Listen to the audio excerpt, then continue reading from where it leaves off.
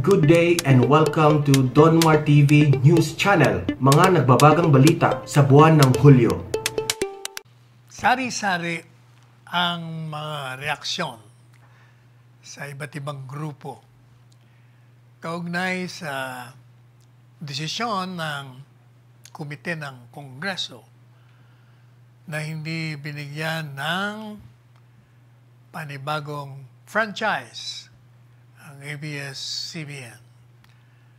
Yan pong kanilang mga allied channels, makikita natin sunod-sunod na mga hinaing na mga artista, na mga empleyado, ng mga politiko, at kung ano-ano pang mga personalidad. At sila ay nagbibigay ng reaksyon doon sa hindi pagbibigay ng panibagong franchise. Ano ba background nito? Well, nag-umpisa ho ito sa ang franchise ng ABS-CBN ay 25 years. At yung huling araw ay nag-expire na. Hindi tayo nagkakamali, Abril. At pagkatapos, natural, mag-a-apply sila ng panibago. Pero yung pong application nila, nakabinbin na sa Kongreso ng 3 taon na ang nakakaraan. Matagal na ron. Hindi lang 3 taon. 6 years, I think. Kasi sa panahon pa po ni Presidente Aquino yan, na nakababad sa kanila yan. Kaya nga nung ito po ay nag-expire at nagkaroon ng cease and desist order na galing sa NTC the day after its expiration, may mga nag-criticize na yun daw ay kagagawa ni Presidente Duterte. Although ilang ulit na po nating sinabi, bago pang nangyari yun, sinabi na natin, hindi makikialam si Presidente Duterte dyan, sapagkat ang talagang may kapangyarihan na magbibigay ng franchise, magdidesisyon, magdidetermine, ay nakasalalay po dyan sa Kongreso. Sapagkat yan nakalagay sa saligang batas. Pero pilit pa rin nilang inuugnay. Kasi daw, marami ng beses nagsalita si Presidente na hindi siya papayag na magbukas na muli after its expiration ang ABS-CBN. Pero matagal na po natin itong sinabi sa inyo na yung mga salita ni Presidente, yung kanyang mga hinaing sa network, ay galing po yun doon sa mga violations laban sa karapatan ng Presidente nung siya ay kandidato pa, na matapos siya magbayad ay hindi inilabas ang kanyang ads. Apart from that, kahit na meron ng TRO na huwag ilabas yung personal na commercial against him and his family, inilabas pa rin. Manalit sabi, yun ang pinaggagalingan ng sama ng loob ng Presidente. Subalit, nung ito namang si Presidente, sino nga ang mga Presidente? Katigbak. Si Carlo Katigbak ay nagpahayag publicly, although after 6 years, na humingi siya ng dispensa sa kanilang pagkakamali. Ito naman ay maginoong tinanggap ng Presidente. At natapos na po yun. In other words, there was closure. Kasi si Presidente, kung mapapansin nyo, hindi naman to nagtatanim ng galit. Malambot ang puso nito eh. Nagagalit siya pag may ginawa ka, pero pag ikaw naman nagpakababa na humingi ng paumanhin sa kanya, ay mababa rin tinatanggap niya. Katunayan, kahit nga hindi ka humingi ng paumanhin sa kanya, binanatan mo siya, hindi ka naman nga pinapansin eh. Tingnan nyo, mula nung mayor yan, hanggang naging presidente, isang katakot-takot na paninira ang ginawa sa kanya. Mga akusasyon na walang basihan. Sinama ang kanyang pamilya. Pero nunca, never, wala kayong narinig at nakita na naghain siya ng kahit na anong demanda laban sa mga nanira sa kanya. Iyon ang karakter ng presidente ito. Ngayon, nung matapos na po yung, hindi, nag-expire na. Pero if you notice, kahit na nag-expire na, nakikita pa rin natin ang ABS-CBN sa ating telebisyon. Yung pinapanood nating Radyo Patrol, nandun pa rin.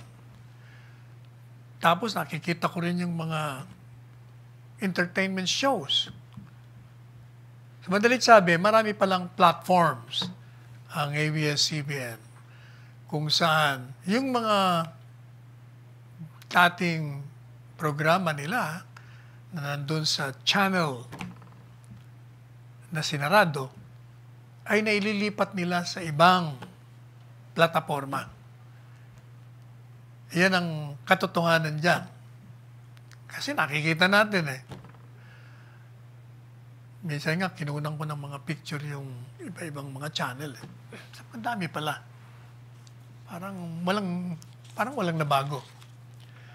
So, madalit sabi, yung Kongreso naman, yung Legislative Committee, nagkaroon ngayon ng hearing. At ito na nga, ang pinagmumulan ng mga reaksyon ng mga gustong mabigyan ng panibagong franchise ang ABS-CBN. Tingnan po natin yung kanilang mga reaksyon. Unahin natin siguro yung gumawa ako ng artikulo dito at lumabas kanina sa Daily Tribune. At binigyan po natin ng kaukulang reaksyon yung pong mga nabasa nating kritisismo at mga pahayag nitong page 9. Pahayag nitong mga kung saan-saan galing. Ito pong reaksyon, laban at oposisyon sa desisyon ng Committee on Legislative Franchises of the House of Representatives na tinanggihan ang renewal ng franchise ng ABS-CBN ay hindi katakataka. At inaasahan po natin na merong kokontra. At ito'y galing doon sa naniniwala, quite wrongly, mali. At ang tingin nila na mali rin, isang pagsakal o pagpatay o pag-curtail ng press freedom. At lalong mali yung kanilang pilit na ikinakabit kay Presidente Duterte na di umano ito ay nasa likod ng desisyon ng Kongreso. And as we have said, expectedly the perennial anti-Duterte critics, especially one of the broadsheets, isang dyaryo, ang Philippine Daily Inquirer, nako, kahapon, in bold headline, ito alam niyo naman ng Inquirer, kilalang-kilala ito for slanted news reporting. Iba ang kanilang headline para makulang attention mo, pero pag babasahin mo naman, yung istorya, medyo tama naman. Factual naman. Pero yung slant sa itaas, wala ng oras magbasa, iba ang pumapasok sa ulo nila. Anyway, kahapon, naglagay na naman sila ng exaggerated headline. Ano sabi? Sabi niya, rage grows over stab at press freedom. Ibig sabihin, parang they're making it appear that there is an overwhelming people's indignation over the decision of the Congressional Committee rejecting the network's bid for another 25-year privilege. At ito po'y kung uusisain mo, kung titingnan mo po yung mga pangalan, yung mga grupo, these are the same few mixed partisan critics and detractors, but certainly raucous and not lacking in boisterous exuberance. Talagang kung sa paingayan lang, wala kang panalo rito sa mga ito. Talagang maingay ito. Ano bang, nung binasa natin yung main story ng Inquirer, sabi, the outcry against the denial of a franchise for ABS-CBN is growing louder as more groups protest against the House Committee vote that finally closes all of the network's radio and television stations. The reporters covering the president say, yung Malacanang press corps daw, and a statement that they deplore the display of blatant and arrogant abuse of power.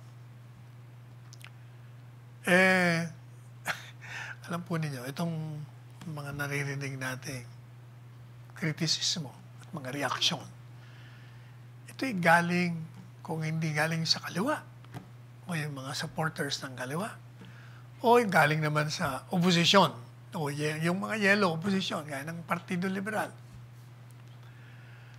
At kung mapapansin nyo, nung panahon ni Presidente Aquino, itong mga kaliwa ay kalaban yung mga nandyan sa dilaw na nasa administrasyon noon. Pero suddenly, they are now strange bedfellows. Magkasama sila ngayon sa kama. Ano bang tawag dito? Political opportunism? Iisa kalaban eh. So magsama muna. Tingnan natin yung sinasabi naman ng ating mga kaibigan sa Malacanang Press Corps. Sabi nila, the decision is a blatant and arrogant abuse of power. Ito daw po ay hubad. Blatant eh. Arrogant, mayabang, na pag-aabuso ng kapangyarihan ng Kongreso. Teka muna. Bakit naman blatant and arrogant abuse of power by Congress? Ang saligang batas, ibinibigay yung exclusive power sa Kamara de Representante na magbigay ng prangkisa. At ang ginawa nitong komite, sila po ay nag-conduct ng marathon transparent hearings. Bakit marathon?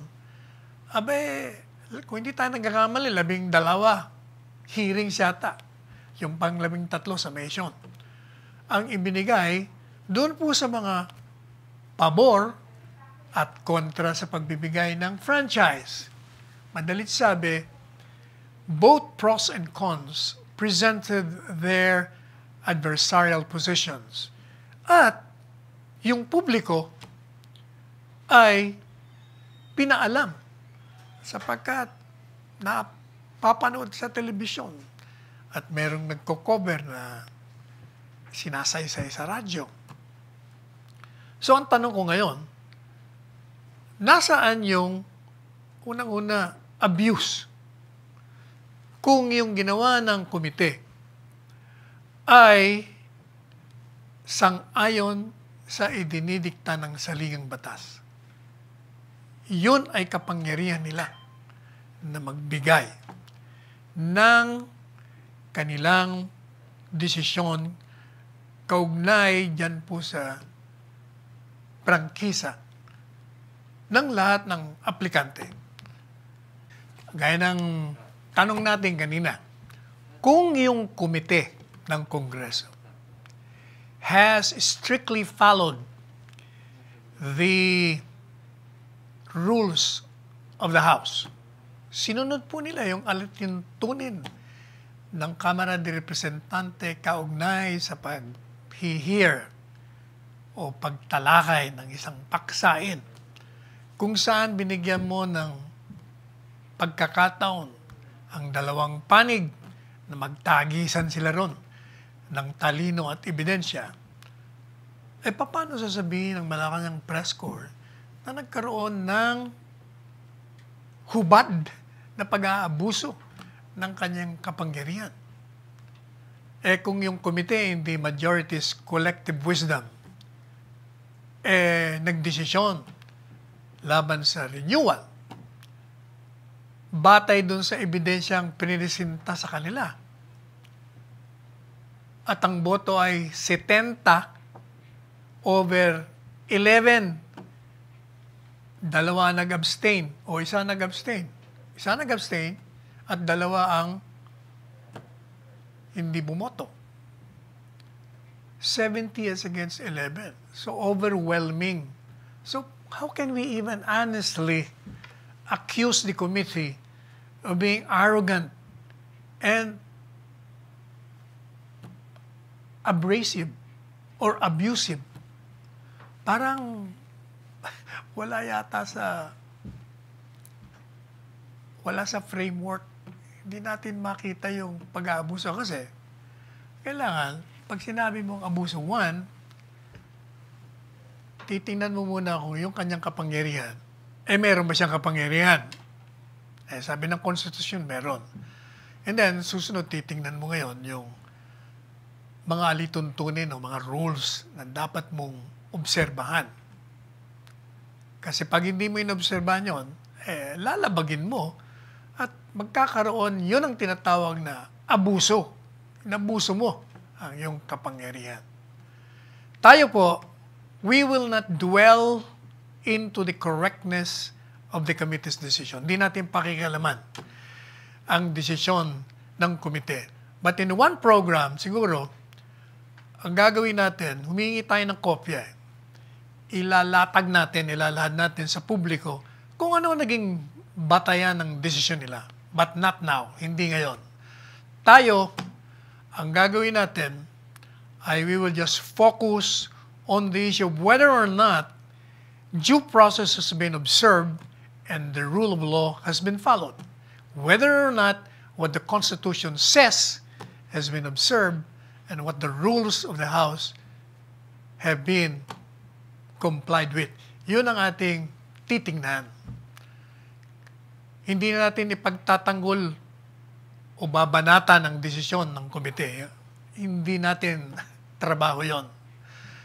Ang gagawin lang po natin ngayon, titingnan natin yung mga reaksyon, susuriin natin, at titingnan natin kung yung mga sinasabi nilang naging implikasyon o ang conclusion ng desisyon ay nasa tama o sa ating pananaw medyo baluktot at mali.